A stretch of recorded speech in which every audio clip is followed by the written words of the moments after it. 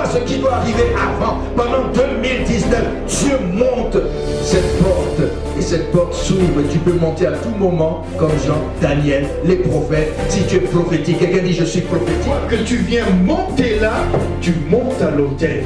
Une fois que tu viens aussi dans ce secteur, tu es devant l'autel. Tu n'as pas besoin de voir ça pour tomber par terre. On n'a pas besoin de te dire chaque dimanche, mettons-nous à genoux, levons les mains, tenons-nous dans la présence de Dieu avec crainte et tremblement. Non. Si tu comprends la parole, tu le fais. Parce que l'esprit en toi de vous, ça le fait. Vous allez envoyer l'essence du sang de Jésus dans vos maisons, dans votre cœur. Et déteste le feu. Quand tu as mis l'essence, mais le feu, il est foutu. Alors le feu du Saint-Esprit et le sang de Jésus. Allez, le feu du Saint-Esprit.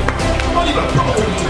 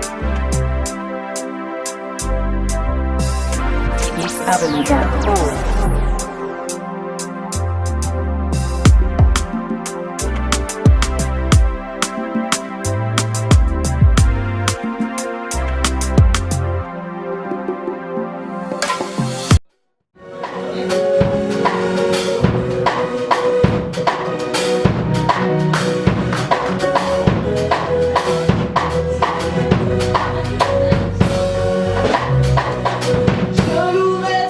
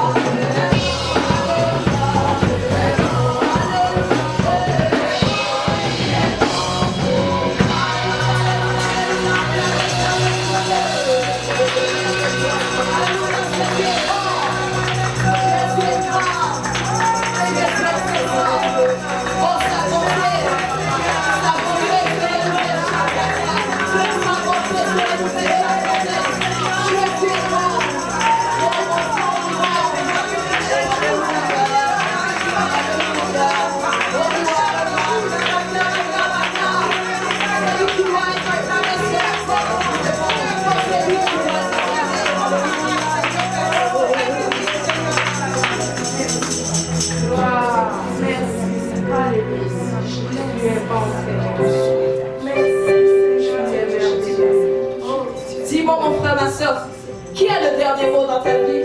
Jésus. Qui a le dernier mot dans ta vie? Jésus. Oh, c'est pas Satan, hein? C'est Jésus. C'est lui qui a, le troisième jour, mis les temples sur la terre. Il a mis les temples, le cachet sur la terre. Il a dit, ça c'est ma terre. Ça ce sont mes enfants. C'est lui qui a dit le dernier mot. Et c'est Dieu qui a le final say, c'est Jésus.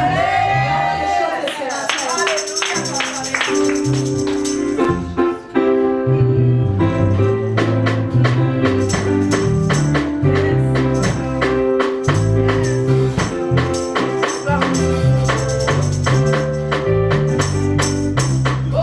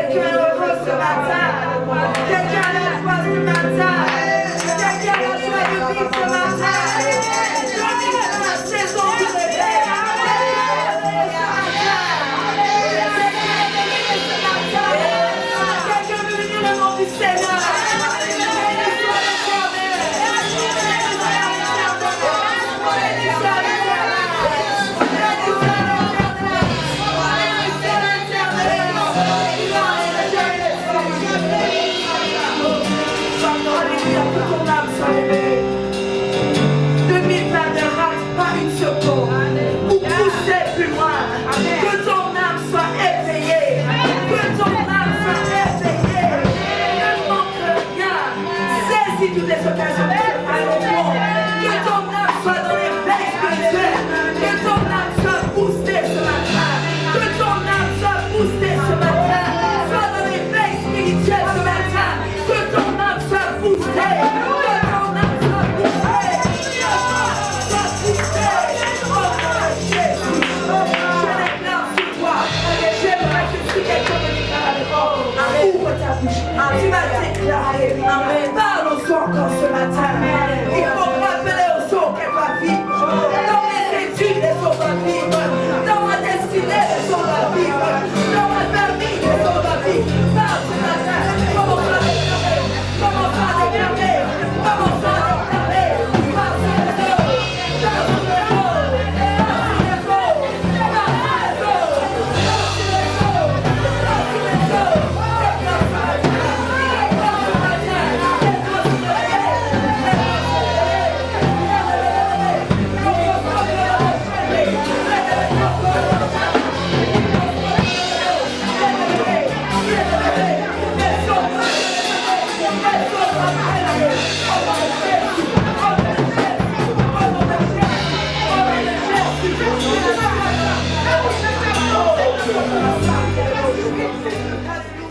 Vous savez que en 2020, cette année, nous avons tous le même âge. Vous voulez que je vous le démontre? Qui est prêt à me donner sa date de naissance et son âge actuel? Je sais que beaucoup... Moi, par exemple, cette année, j'ai 61. D'accord? Et je suis né en 1959. Quelqu'un qui calcule bien, ça fait combien? 1959 plus 61. Je vois les mathématiciens. Alors, téléphone. Après, je vais prendre ton âge, hein? Ton année. Junior. Ça va quoi? 1959 plus 61?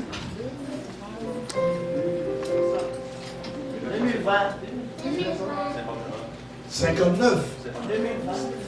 2020. Ça fait 2000? Bon, qui peut oser me donner sa date de naissance? Junior. 95. Et cette année, tu as 24. Cette année, je vais avoir 25. Calculé. Bon, le suivant. Bon, s'il vous plaît, je vous donne. Moi. Kadosh, le fils de ma première fille, a 6 ans cette année. Il est né en 2014. Ça fait combien? 2020. Il a le même âge que moi. Qui dit mieux? Bon, qui dit mieux encore? Vas-y mon fils. 7 février 1997. 82? 17. Donc, tu auras 23 ans. 23 plus 97, ça fait? Alors, on a tous le même âge. Dis à quelqu'un, on a tous le même âge. Les scientifiques, tous ceux qui sont scienceux n'arrivent pas à comprendre que tous les 1010 ans, ça se produit. C'est Dieu qui fait ça. Vous voulez que je continue? Amen. Et tous les 101 ans, on a exactement le chiffre 19-19, 20-20, et après c'est 21-21, etc. Tous les 101 ans. Donc l'année 2020 est particulière. C'est pourquoi je vous ai donné dimanche passé la révélation du chiffre 20. Et il y a quelques mois, je vous ai donné la révélation du chiffre 10. Je vous ai dit que tous les chiffres dans la Bible, certains sont en nombre de quantité, d'autres sont en nombre de symboles, d'autres sont en nombre de gématrie, comme le 666. Ça veut dire quelque chose.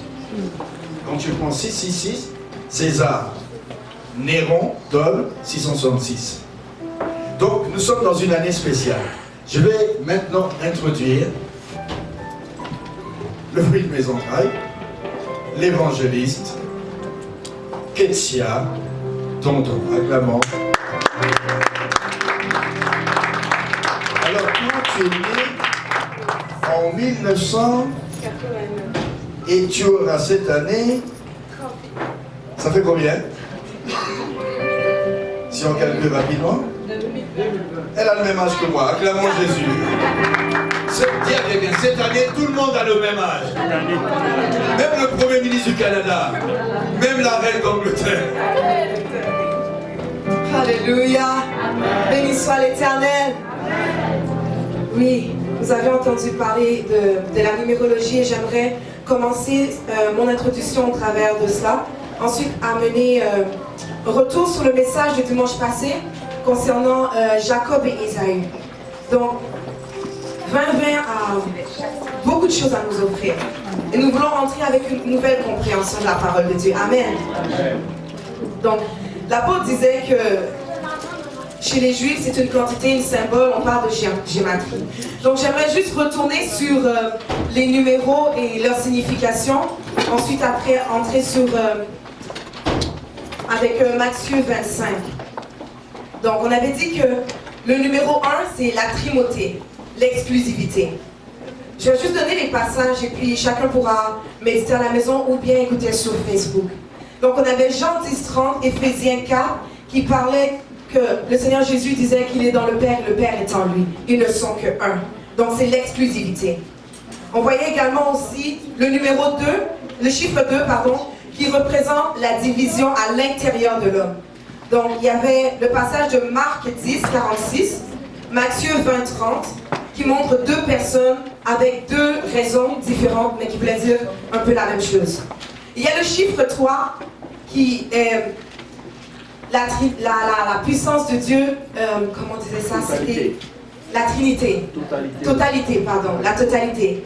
Dieu est 3 fois saint. Et ce n'était pas pour dire qu'il est saint, saint, saint, mais c'est de montrer comme les Juifs le comprennent, c'est il est le même hier, aujourd'hui et éternellement. Notre Dieu est 3 fois saint. Il ne change pas. Et on voit aussi, l'apôtre avait donné l'exemple de Pierre, qui avait renié le Seigneur 3 fois. Et le Seigneur lui a demandé, après aussi, Pierre, m'aimes-tu? Pierre, m'aimes-tu? Pierre, m'aimes-tu? Donc ça montre la totalité. Amen. Il a totalement renié Dieu. Mais après, il a totalement redédié sa vie à Dieu. Amen. Le chiffre 4, on voit dans Ézéchiel les 4 vents. Amen. Les 4 points cardinaux. On voit également aussi la représentation des 4 êtres vivants. Et dans les 4 êtres vivants, on voit la puissance de la représentation de Dieu sur la terre. Amen. L'homme qui représente l'intelligence infiniment variée de Dieu. Amen. Le buffle qui représente la puissance de Dieu. L'aigle au-dessus de tout, qui surpasse toute autre chose. La splendeur de Dieu qui plane dans les ciels, dans les hauteurs. Le chiffre 5, c'est une quantité indéterminée. Comme on voit les 5 pains et 2 poissons. La parabole des 5 talents. Les 5 vierges sages, les 5 vierges folles. Le chiffre 6, c'est le chiffre de l'homme, qui ne peut atteindre le niveau de Dieu. Amen. Amen. On continue encore. Le chiffre 7, le chiffre de la perfection. Le Seigneur même dit, tu pardonneras 7 fois, 77 fois. On parle dans l'Apocalypse des 7 trompettes, des 7 cornes, des 7 tonnerres, des 7 chandeliers, etc. 7, c'est la perfection de Dieu. Ou aussi, il y a l'exemple de la perfection du mal. Au travers de l'histoire de Marie de Magdala, on disait dans la Bible qu'elle était contrôlée par 7 démons. C'était pour montrer vraiment la perfection du mal qui opérait dans la vie de Marie de Magdala, mais qui a été délivrée par la main de Jésus.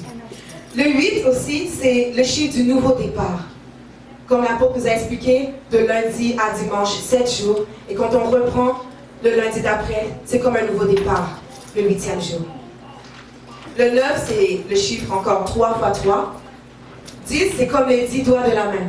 Les 10 commandements, les 10 plaies d'Égypte, etc.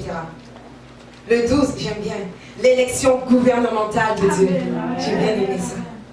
On voit dans Apocalypse aussi les 12 étoiles autour de la femme. Et on comprend que l'image de la femme, ça ne représente pas Marie, parce qu'elle fait partie des 12 tribus qui sont les signes des 12 étoiles qui sont autour de la tête de la femme enceinte. Elle représente plutôt l'une des étoiles qui est parmi les 12 tribus d'Israël. On voit les 12 apôtres également aussi. On continue. On voit les 12 anges, les 12 perles, les 12 portes d'Israël. Il nous reste 2, 40 et puis 20. Le chiffre 40, c'est le remplacement d'une période. Au travers de l'histoire de Noé, on a vu comment est-ce que le Seigneur a changé la surface de la terre. Il a effacé la race humaine et puis il a gardé seulement Noé et toute sa famille. Et il a repeuplé la terre au travers de Noé. 40, c'est le signe du changement. Et lundi, on va bientôt commencer 40 jours. Ce sera un changement dans ta vie, dans ma vie. Amen. 40 également aussi, c'est l'image du Seigneur Jésus qui est rentré dans 40 jours de prière. Après, en 3 ans, il a bouleversé le monde entier. De 30 à 3. Le chiffre 20, c'est le chiffre du changement, de la transformation. Une évolution heureuse, une transformation mentale, le réveil et l'éveil. Dans cette année 2020, il y aura l'arrivée d'une amélioration physique dans ta vie et dans ma vie. Le Seigneur nous aidera à trouver la solution à un problème qui nous empêchait d'avancer pendant trop longtemps. Ce sera une nouvelle aventure. Et les effets bénéfiques du chiffre 20, c'est l'arrivée d'une bénédiction après un temps de travail, d'effort acharné. C'est un nouveau départ. Amen. Ça stimule l'intuition et le développement au sens de responsabilité dans ta vie. L'apôtre nous a parlé aussi de rencontres sentimentales, inattendues. Et il y a un point négatif. On parle de la fragilité, la faiblesse. Il faut faire attention à nos faiblesses en cette année. Parce que nous allons monter toujours plus haut. Amen. En cette année du grand réveil, Amen. nous devons faire attention à nos faiblesses. Amen, amen. Nous voyons l'exemple de certaines faiblesses qu'il y a eu dans la Bible. Au travers de Sarah qui a tellement voulu avoir un enfant, elle a contourné, elle a utilisé Agar. Et ça a créé aussi un problème dans la lignée. Donc faisons attention à nos faiblesses. J'aimerais, avant de commencer le message, nous amener dans Matthieu 25. Je vous invite à tourner dans Matthieu 25. Nous allons lire le parabole des 10 vierges. 5 vierges folles et les 5 vierges sages. Matthieu 25, versets 1 à 13.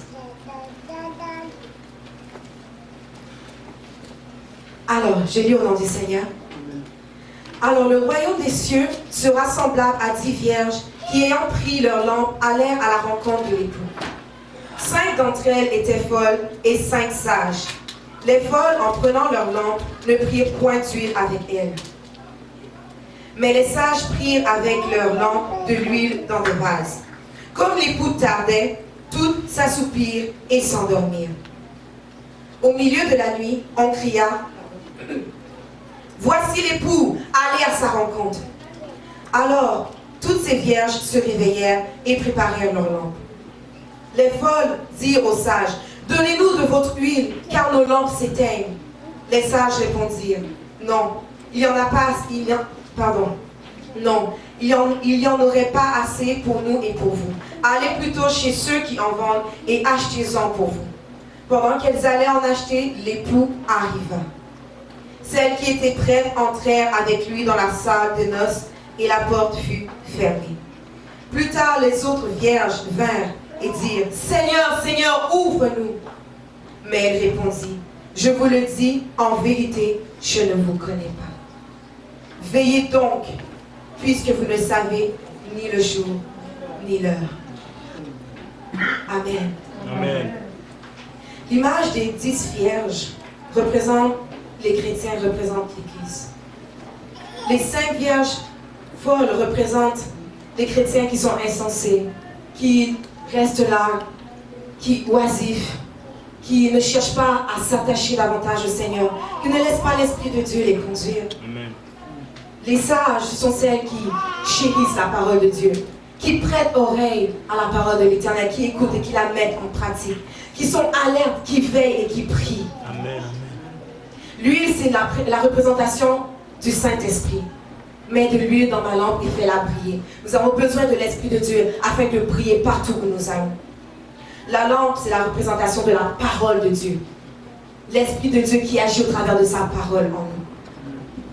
Et ce qui est dommage, c'est qu'à partir du verset 6, verset 5, on dit que les vierges s'endormirent. Elles s'assoupirent et elles s'endormirent.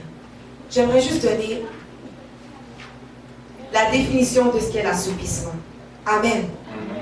L'assoupissement, c'est aller vers un demi-sommeil. C'est l'état d'une personne qui somnole.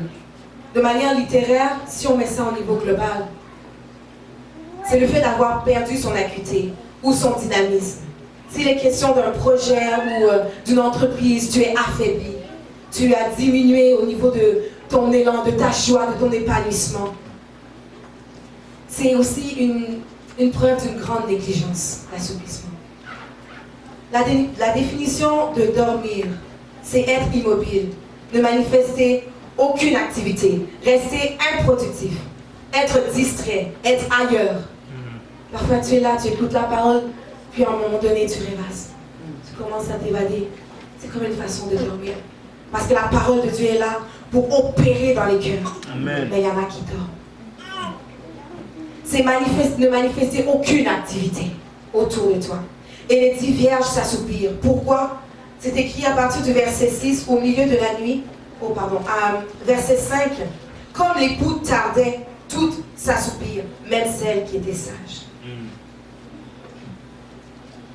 Ça, c'était un point que j'aimerais que l'on médite encore là-dessus. Et un autre point, c'est à partir du verset 6, on dit, au milieu de la nuit, on cria, voici l'époux, et allez à sa rencontre. Et je me suis dit, Seigneur, qu'est-ce que tu veux dire par là, on cria? C'est quoi ces voix qui te disent, on cria? Et ça me rappelait le passage avec Jean-Baptiste. Qu'est-ce que Jean-Baptiste disait? Je suis la voix qui crie dans le désert. Préparez le chemin. La voix, ce sont ceux qui parlent de la parole de Dieu. Ceux qui annoncent l'évangile.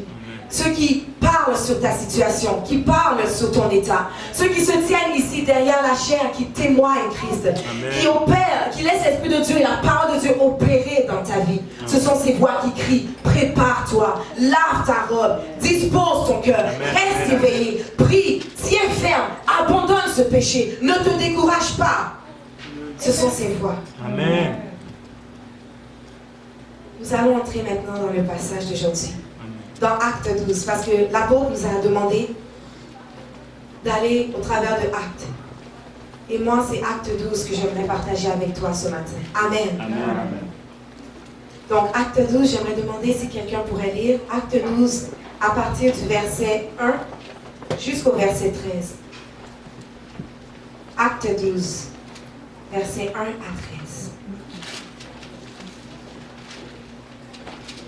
Jacques mis à mort par Hérode et Pierre emprisonné puis délivré. Amen. Béni au nom du Seigneur. Amen. À cette époque-là, le roi Hérode se mit à maltraiter des membres de l'Église. Et il fit mourir par l'épée Jacques, le frère de Jean. Quand il vit que cela plaisait aux Juifs, il fit encore arrêter Pierre. C'était pendant la fête des pains sans levain. Après l'avoir fait arrêter et jeter en prison, il mit sous la garde des 4 escouades de 4 soldats chacune. Il avait l'intention de le faire comparaître devant le peuple après la Pâque. Pierre était donc gardé dans la prison et l'Église adressait d'ardentes prières à Dieu pour lui. La nuit précédait le jour où Hérode allait le faire comparaître.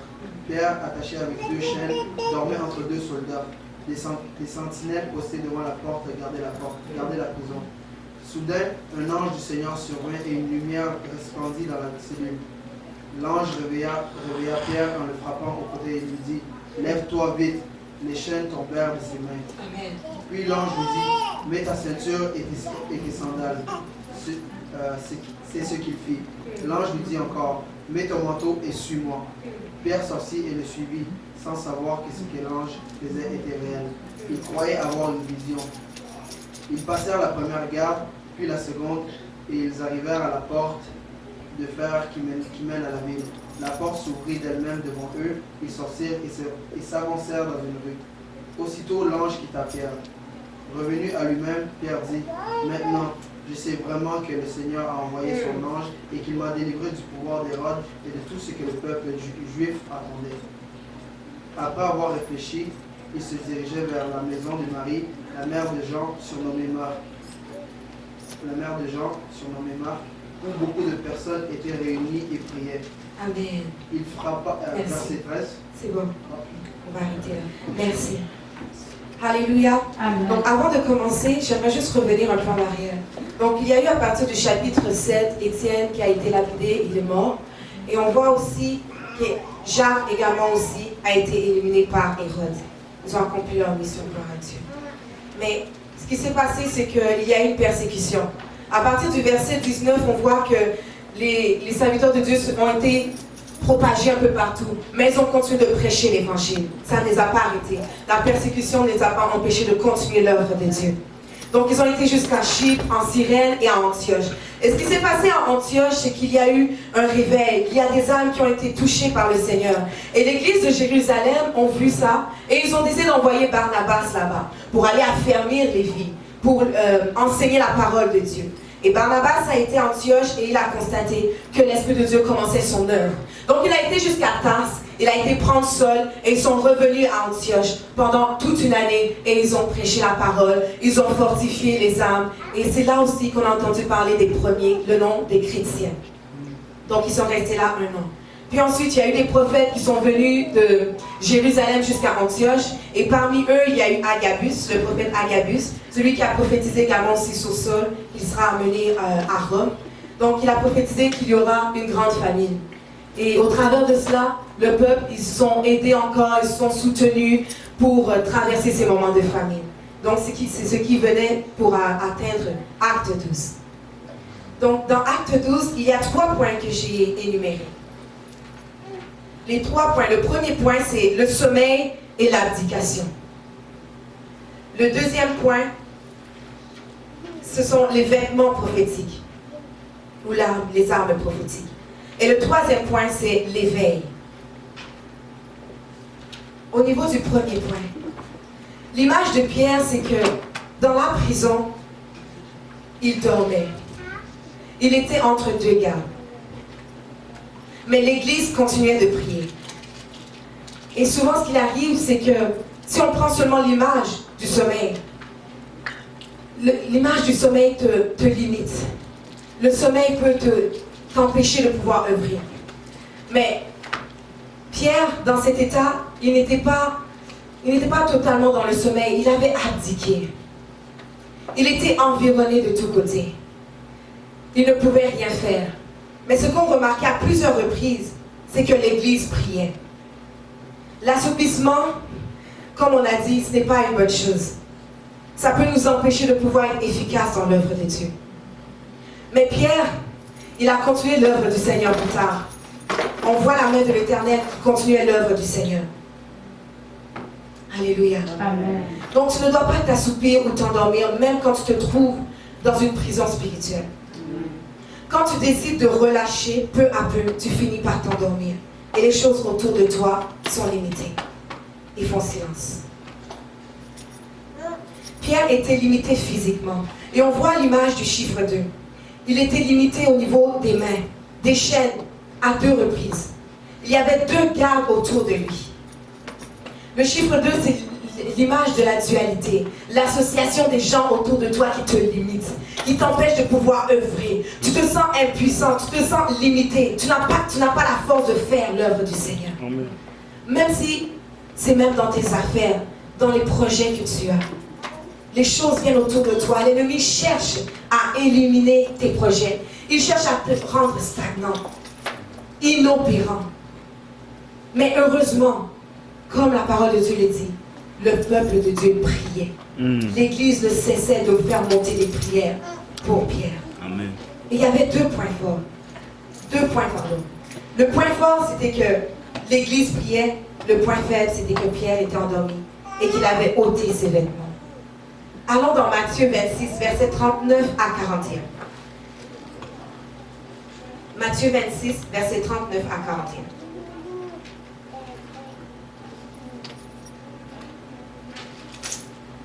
Donc, Jésus se trouve à Gethsémani. À partir du verset 40. Et il vint vers les disciples qu'il trouva endormis. Et il dit à Pierre, n'avez-vous donc pu prier, n'avez-vous donc pu veiller 1 heure avec moi?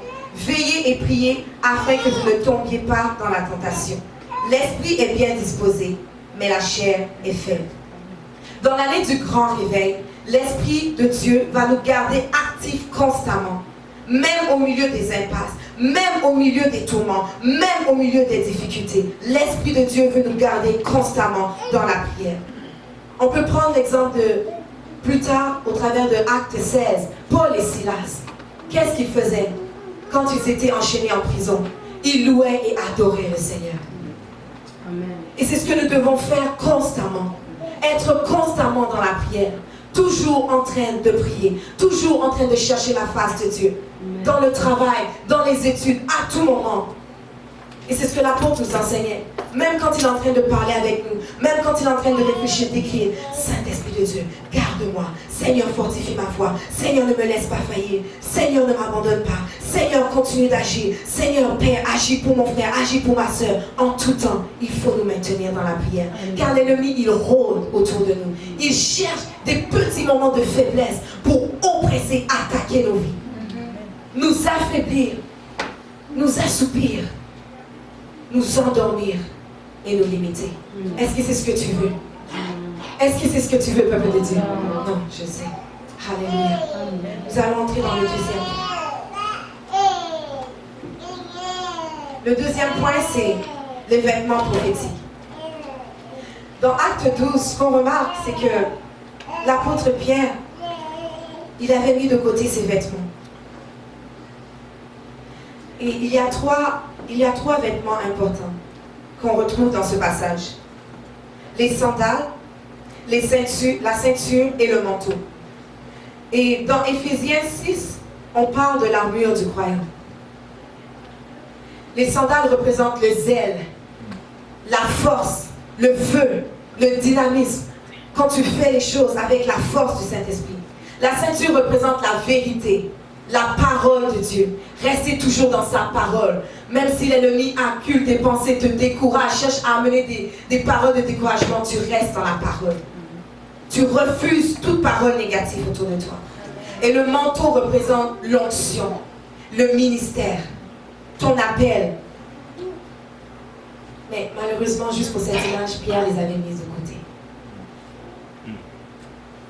Et ce qu'on voit au travers de l'image du manteau, quand on retourne dans le Moyen-Âge, c'est sûr que maintenant c'est différent, mais dans le Moyen-Âge, quand on regardait chaque personne, chaque image sociale, chaque société, comment on dit ça, chaque classe sociale, merci. Chaque classe sociale avait leur propre manteau, leur propre vêtement.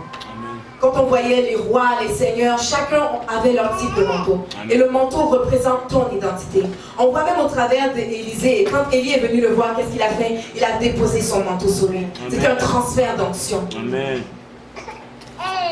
Donc, si tu as ton manteau, si tu as ton appel, ne le laisse pas de côté. Amen. Si tu as ton épée, c'est l'Esprit de Dieu, c'est la parole de Dieu. Ne le mets pas de côté. Même quand c'est difficile, ne lâche pas. N'abandonne pas, n'abdique pas, reste ferme. Les souliers, c'est le zèle de l'évangile. Alléluia. Amen. Souvent, on va dire, ce n'est pas facile. Oui, mais toi, tu es serviteur de Dieu, donc c'est facile pour toi. Oh, toi, ben, ça fait longtemps que tu es en train de faire cela. C'est sûr que c'est facile pour toi. Rien n'est facile. Mais sache une chose, nous sommes nés pour la guerre. Amen. Nous sommes nés pour la bataille. Et nous allons remporter les batailles dans nos vies. Le Seigneur est assis sur son trône. Il n'a pas abandonné. Il a été jusqu'au bout, jusqu'à la croix pour toi et moi. Et ce n'est pas maintenant que nous allons abandonner. Amen. Dans cette année du grand réveil, nous devons nous lever, prendre nos armes, garder notre manteau et rester debout. Amen. Mais dis-moi, c'est quoi ton manteau? Quel est ton appel? Dans quoi Dieu t'a appelé? Même si ce n'est pas encore le titre d'évangéliste, le titre de prophétesse. Dans quoi Dieu t'a appelé? Et est-ce que tu le fais bien? Est-ce que tu le fais avec excellence? As-tu abandonné? T'es-tu découragé? Es-tu dans le groupe d'intercession? Est-ce que tu gardes ce manteau que l'apôtre t'a donné? Amen. Est-ce que tu gardes ce manteau que le Seigneur t'a appelé à faire? Si c'est dans la carrière que Dieu t'a appelé, est-ce que tu continues? Est-ce que dans cela tu utilises cette carrière pour témoigner Christ? Amen. Est-ce que tu penses aux personnes que tu as témoignées? Est-ce que tu les appelles? Est-ce que tu continues de les soutenir? Garde ton manteau. Amen. Garde ton zèle. Amen.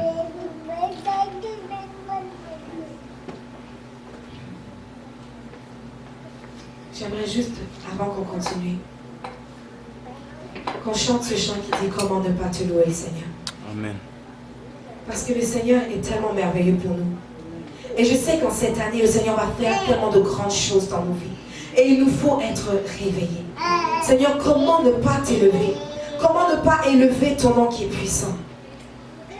Comment ne pas te louer, Jésus? Comment ne pas te louer, Jésus? Comment ne pas te louer? Comment ne pas te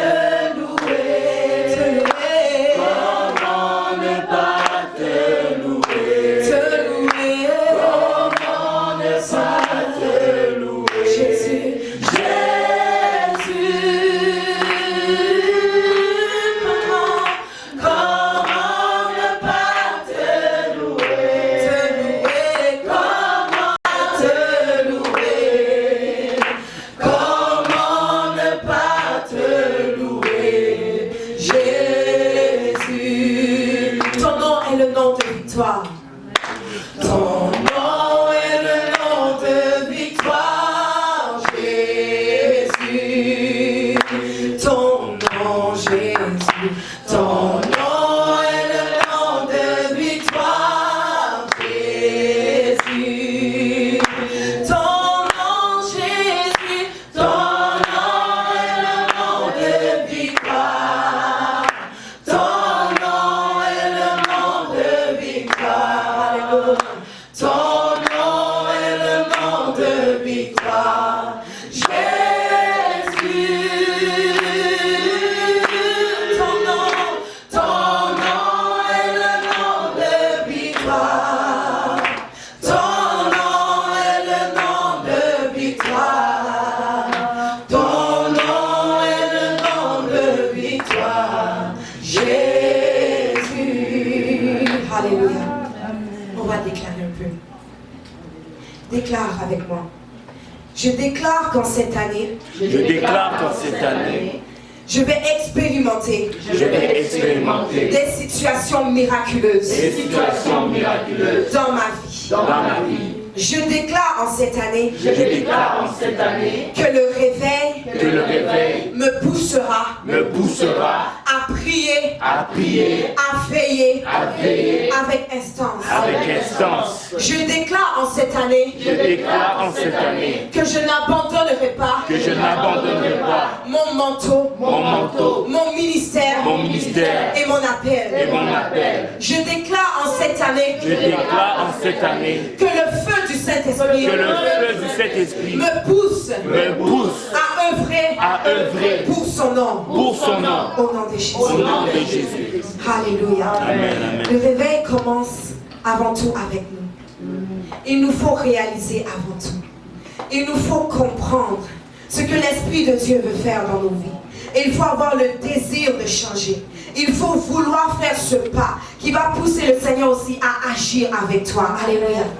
Il faut chercher cela dans la prière. Il faut le chercher aussi dans le jeûne. Il faut même aller jusqu'à le chercher dans les veilles de nuit. Nous avons vu comment est-ce que nous avons pris 140 jours, 140 nuits dans la prière.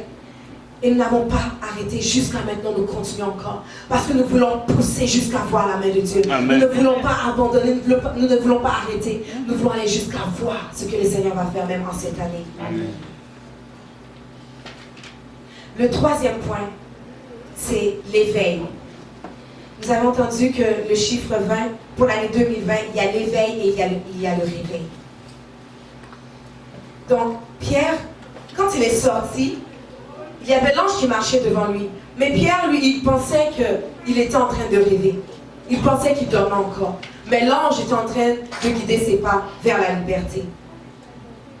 Et dans Acte 12, il réalise que c'est la main de Dieu qui a opéré dans sa vie. Et revenu à lui-même, il a compris que l'Éternel a fait de grandes choses dans sa vie. Éphésiens 5,14. Éphésiens 5,14 nous dit, c'est pour cela qu'il est dit, réveille-toi, toi qui dors, réveille-toi d'entre les morts, et Christ t'éclairera. Romains 13, verset 11. Nous allons aller dans Romains 13, verset 11. C'est la parole de Dieu. Romains 13, verset 11 nous dit, « Cela importe d'autant plus que vous savez en quel temps nous sommes. C'est l'heure de vous réveiller enfin du sommeil, car maintenant le salut est plus près de nous que lorsque nous avons cru. Nous le voyons au travers des signes autour de nous. Les choses bougent autour de nous. Le Seigneur nous montre qu'il est à la porte et qu'il prépare son Église. » Et Pierre, il a réalisé, il a dit, « Waouh, non mais ça c'est la main de Dieu. L'Éternel, il m'a délivré, même dans cette prison. Lui qui voulait abdiquer, lui qui avait déposé ses armes. Le Seigneur lui a montré, je n'ai pas terminé avec toi. À cause de l'Église qui continuait de prier, le Seigneur a fait dépêcher son ange pour le secourir. Et en cette année, dis-toi une chose, tu vas expérimenter la puissance de Dieu comme Pierre l'a expérimenté. Amen. Dans l'année du grand réveil, l'Esprit va te faire connaître davantage la puissance de Dieu. Amen. Tu prendras conscience comme Pierre du surnaturel dans ta vie, des miracles de Dieu dans ta vie. Amen. Et tu témoigneras.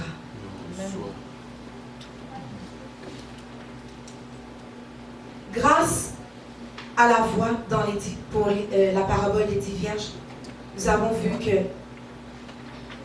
les 10 vierges se sont réveillées. Bien qu'il y en ait eu 5 qui n'ont pas pris conscience qu'il fallait qu'elles préparent leur huile. Mais les 5 qui étaient prêtes ont entendu la voix et ils sont entrés. Grâce à l'Église et leur prière, Pierre est sorti de la prison.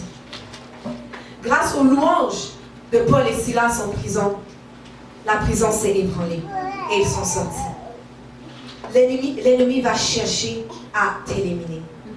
L'ennemi va chercher à mettre des blocages autour de toi. Lui, ce qu'il veut, c'est ta mort. Lui, ce qu'il veut, c'est te prendre et t'amener en enfer. Mais ce que Dieu veut pour toi, c'est que tu sois auprès de lui. C'est qu'un jour, tu sois auprès de lui. Amen. Amen. Ce que Dieu veut pour toi, c'est que tu restes en veille. J'avais entendu le témoignage que tu nous avais donné, que le Seigneur soit loué pour ta protection. Et ce qui est bon dans tout ça, c'est que le Seigneur, il met dans le cœur des serviteurs de Dieu de prier pour nous.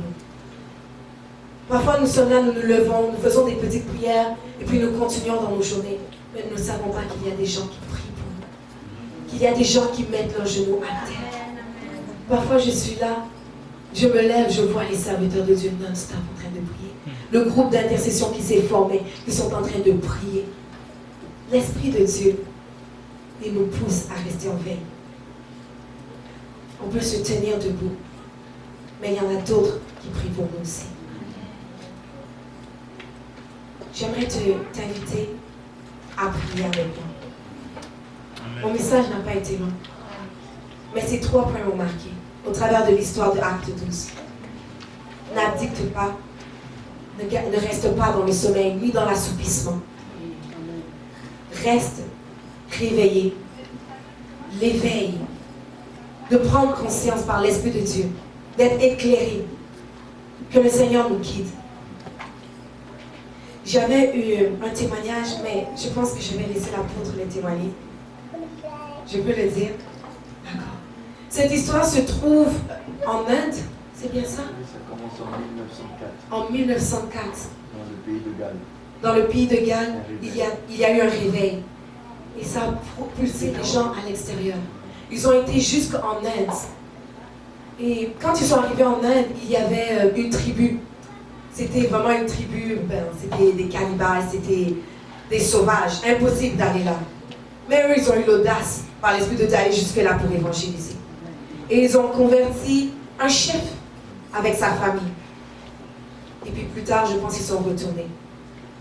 Et ce qui s'est passé, c'est que Il y a eu le zèle de convertir les autres tribus. il y a eu le zèle de convertir d'autres tribus. Et parmi ces autres tribus, il y a eu un chef. Et ce chef l'a confronté. Et il lui a dit, moi je ne veux pas de Jésus. Et je ne veux pas que tu continues cette œuvre-là. Donc aujourd'hui, tu vas renoncer à ton Dieu. Il lui a dit, je ne renoncerai pas. Il a dit, I have decided I have decided to follow Jesus. Vous vous rappelez ce chant? I have decided to follow Jesus. Amen. Et puis, comme il a vu ça, le chef, il a dit, ok, si j'élimine les membres de ta famille, est-ce que tu vas continuer? I have decided to follow Jesus. No turning back. No turning back. Ok. Il a éliminé ses enfants. Il a dit, et maintenant, est-ce que tu vas continuer? Est-ce que tu vas renoncer à ton Jésus? No turning back. Même si ma famille me quitte, no turning back. Il a dit, ok. Il a éliminé sa femme. Il a dit, et maintenant, ta femme et tes enfants ne sont plus là. Est-ce que tu vas continuer? Est-ce que tu vas renoncer à ton Jésus? The cross before me. The cross before me. No turning back. Amen. The word behind me. No turning back. Il a été finalement, il a éliminé lui aussi. Lui, il est auprès du trône. Amen. Mais ce qui s'est passé, les gens ont vu le témoignage. Parce que lui, ce chef, il a continué d'œuvrer et de prêcher l'évangile. Ce qu'il a reçu, il l'a partagé, il l'a donné. Il y a eu un réveil parmi ses tribus. Jusqu'à même ce chef qu'il avait éliminé, il a donné sa vie à Dieu. Et ce chant est devenu un chant dans toutes les tribus, qui est devenu aussi un chant mondial. Si on éliminait des chants autour de toi, est-ce que tu seras prêt à continuer? Mon frère, si on dit, on prend Maman Félicité, est-ce que tu vas continuer? Si on te dit, on prend Miracle, est-ce que tu vas continuer? Si on te dit, on prend Esdras, est-ce que tu vas continuer? Est-ce que ça va te pousser à abdiquer? Est-ce que ça va te pousser à relâcher? Non, oh, on a pris mon enfant, c'est fini. Seigneur, pourquoi? La croix devant moi, le monde derrière moi. Seigneur, me voici. No turning back. En cette année du grand réveil, le Seigneur nous veut totalement pour lui, totalement à son service, tout abandonné pour lui, tout délaissé pour lui. Es-tu prêt en cette année? Prends un instant, oui, papa. Souvent on chante les chants, mais on ne connaît pas les origines. On ne connaît pas les origines. Tous les célébrants, tous les chants, les ailes de la foi, il y a une circonstance que le chanteur a vécu. C'est ça. Même les David. Et ce chant-là, on le chante, mais on ne sait pas. On chante, nanana, mais on ne sait pas que ça a coûté la vie à un homme. Il a été une semence pour le réveil dans toute une tribu. Alléluia. Alléluia. Je bénis le Seigneur pour sa parole. Amen. Nous allons nous lever et nous allons prier. Nous allons prier pour le réveil dans nos vies. Nous allons prier pour un changement. Nous allons prier afin que le Seigneur puisse opérer dans nos vies. Qui nous amène à réaliser que nous devons continuer de prier. Je ne sais pas si la prophétesse Déborah, la docteure Déborah est là. J'aimerais que l'on puisse prendre le temps pour prier. Là où tu es, commence à parler au Seigneur et demande au Seigneur de t'aider, de te donner la force de tenir debout, de veiller et de prier, d'être prêt, d'être comme les 5 vierges sages qui sont disposées, qui veillent sur leur temps, qui rachètent le temps. Prends le temps et commence à parler au Seigneur. Prie pour ton cœur, prie pour ta vie, pour ton état. Prie là où tu es, élève ta voix, parle au Seigneur.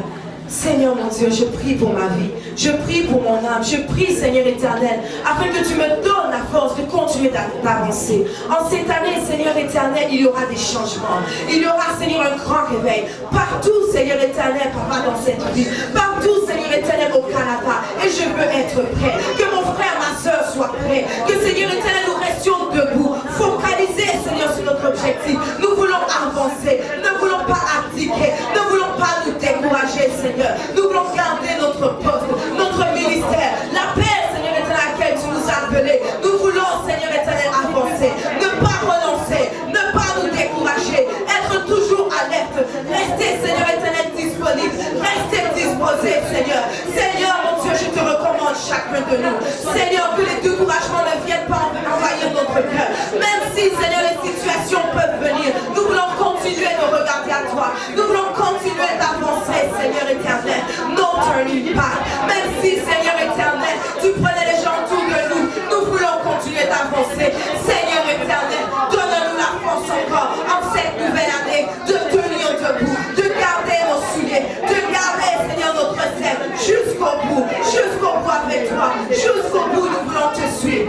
décidé de te suivre. Moi, j'ai décidé de suivre Jésus.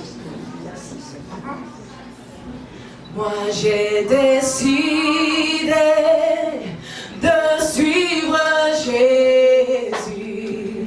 Moi, j'ai décidé de suivre Jésus. Moi, j'ai décidé de suivre Jésus. Oui, pour toujours.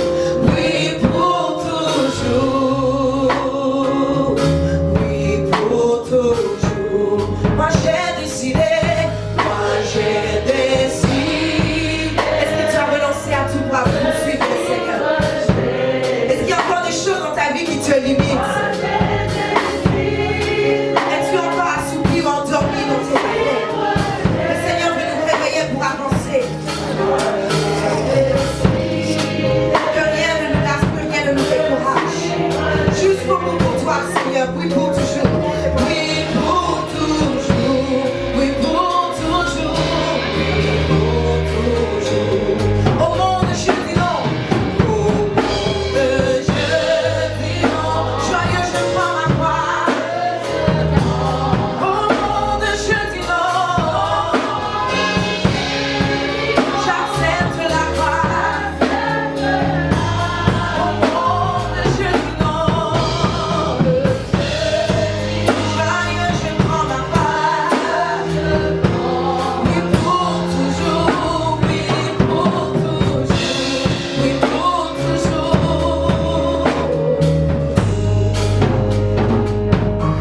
Alléluia. Nous allons prier pour nos cœurs. Nous allons détruire tous les obstacles devant nous qui nous empêchent de ce grand réveil.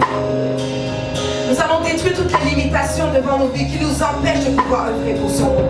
Commence à prier, à déraciner sur la terre de ton cœur tout ce qui te limite, tout ce qui t'empêche de pouvoir produire du fruit, tout ce qui t'empêche de pouvoir avancer avec le Seigneur. Commence à déclarer dans le nom de Jésus que les limitations devant ta vie sautent, que tout ce qui est lourdeur, que tout ce qui est assouplissement, que tout ce qui est fatigue quitte ta vie au nom de Jésus. Car nous allons entrer dans ce réveil. Nous allons entrer dans la main puissante de Dieu en cette année. L'année 2020, nous allons goûter aux bénédictions dans notre vie. C'est pourquoi toute douleur, toute fatigue, tout assouplissement dans nos vies, nous disons dehors au nom de Jésus. Nous serons debout jusqu'au bout. À la fin de cette année, nous resterons debout. Nous resterons debout devant l'adversité. Nous resterons debout même dans la prison, même dans les difficultés. Nous resterons debout car la main de l'Éternel est sur nous. Nous garderons notre amour jusqu'au bout parce que l'Éternel conduit nos pas. Et l'Esprit de Dieu est avec nous. L'Esprit de Dieu est en nous et nous remplit pour parler, pour intercéder, pour garder notre bouche toujours ouverte afin de déclarer la parole de l'Éternel. Nous ne fermerons pas notre bouche, nous garderons la bouche toujours ouverte pour déclarer la parole de l'Éternel. L'ennemi ne pourra rien contre notre vie car l'Éternel est avec nous. Qui sera contre nous? Qui sera contre toi? Qui sera contre moi? Car l'Éternel campe autour de ceux qui le craignent. L'Éternel nous délivre toujours du danger. C'est pourquoi la fatigue n'a pas de place dans nos corps. Nous disons dehors à la fatigue, dehors lourdeur, dehors assouplissement, dehors dédication. Nous refusons d'abandonner. Nous voulons continuer d'avancer jusqu'au bout, jusqu'au bout. Seigneur, nous te rendons grâce. Nous te bénissons, Seigneur éternel, pour ta main puissante sur chacun de nous. Nous voulons l'éveil. Éclaire-nous, Saint-Esprit. Éclaire nos pas, éclaire nos vies. Nous avons besoin de toi. Nous avons besoin de ta parole. Alléluia. Père éternel, je te rends grâce, Papa. Et je te remercie, Seigneur éternel, parce que tu es tout puissant. Je te remercie pour cette grâce que tu me fais de parler de toi. Seigneur, je ne veux pas reculer, je veux avancer. Et tu m'as mis, Seigneur éternel, ce message à cœur. Seigneur, ton peuple a été édifié. Ton peuple a été touché. Et je sais que chacun a pu recevoir ce que tu as donné. Seigneur, je te loue parce que tu restes le même hier, aujourd'hui et éternellement. Et pour ton nom, Seigneur éternel, je veux parcourir la terre. Je ne veux pas garder la bouche fermée, Seigneur éternel. Je te rends grâce pour chacun de nous et pour, Seigneur, la paix dans nos vies. Je te bénis, Seigneur, pour chaque ministère. Je te bénis pour les dons et les talents que tu as mis en nous. Je te bénis parce que notre lampe, Seigneur, est toujours allumée. Notre huile est toujours remplie, Seigneur. Et tu nous donnes la sagesse, Seigneur éternel, la force, la capacité, Seigneur, de pouvoir avancer. Ce n'est pas par notre propre force, ni par notre intelligence, mais par ton esprit. Bénis chacun de nous, Seigneur éternel. Bénis, Seigneur, ta parole. Au nom de Jésus. Amen. Que le Seigneur vous bénisse. Que le Seigneur vous bénisse abondamment.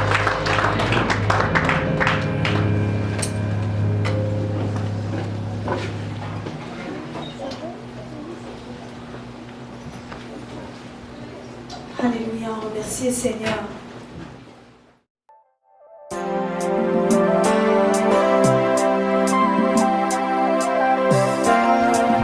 www.ecstasydark.com